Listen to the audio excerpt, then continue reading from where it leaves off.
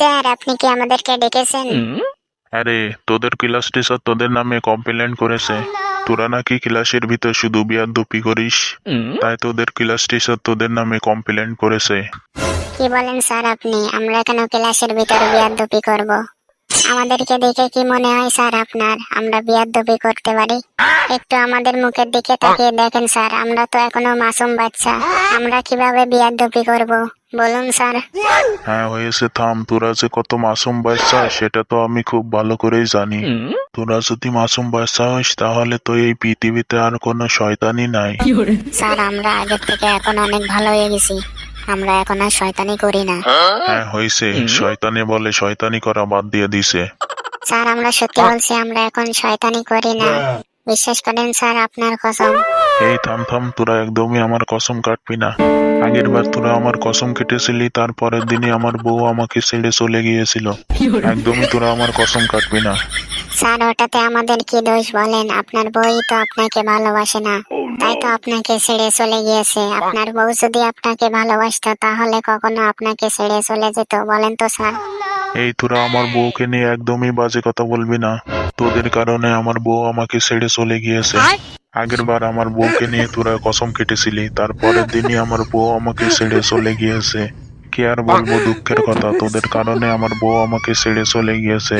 এখন আমার রাতে একা একা ঘুমই আসে না, শুধু আমার বউয়ের কথা মনে পড়ে, রাতে আর ঘুম আসে না।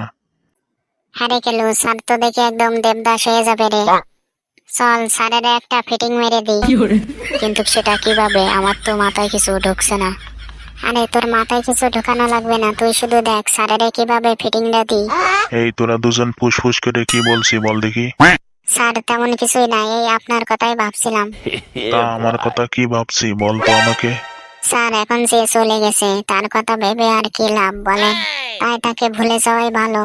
আমরা ভাবছিলাম যে যেহেতু আমাদের কারণে আপনার বউ আপনাকে ছেড়ে চলে গিয়েছে, তাই আপনি যদি চান তাহলে আমরা আপনাকে নতুন ভাবে একটা সেটিং করাই দিতে পারি।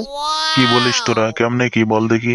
স্যার আমাদের স্কুলে যে নতুন ম্যাডাম এসেছে, সেই ম্যাডামকে আপনার কেমন লাগে বলুন তো? হ্যাঁ, নতুন যে ম্যাডাম এসেছে সে তো দেখতে শুনতে বেশ ভালোই ভালোই তো লাগে। স্যার তাহলে আপনি যদি কিছু মনে না করেন তাহলে আপনাকে একটা কথা বলি। হ্যাঁ বল দেখি, নিশ্চিন্তে বলতে পারিস, তোদেরকে তো আমি অনেক ভালোবাসি, বল বল দেখি।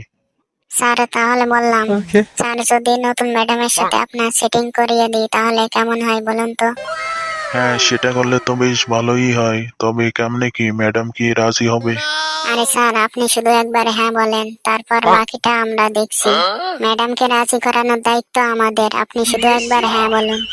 হ্যাঁ তাহলে দেখ তোরা ম্যাডামকে রাজি করাতে পারিস কিনা।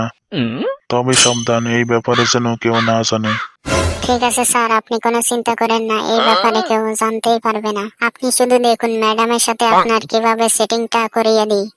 তবে স্যার আমাদের ক্লাস টিচারের কমপ্লেন্টার একটা ব্যবস্থা করে দেন আপনি, আর এদিকে আমরা আপনার ব্যবস্থা করে দিচ্ছি। তোরা কোনো এই বিষয়ে চিন্তা করিস না, আমি ব্যাপারটা দেখছি। তোরা শুধু আমার বিষয়টা দেখ। ঠিক আছে স্যার। হ্যাঁ তাহলে তোরা এখন যা দেখি। দেখলি কেন স্যারের কিভাবে ফিটিংটা দিলাম? শালা তুই তো দেখি একটা জিনিস রে মাম্মা। হা হা হা হা, স্কিন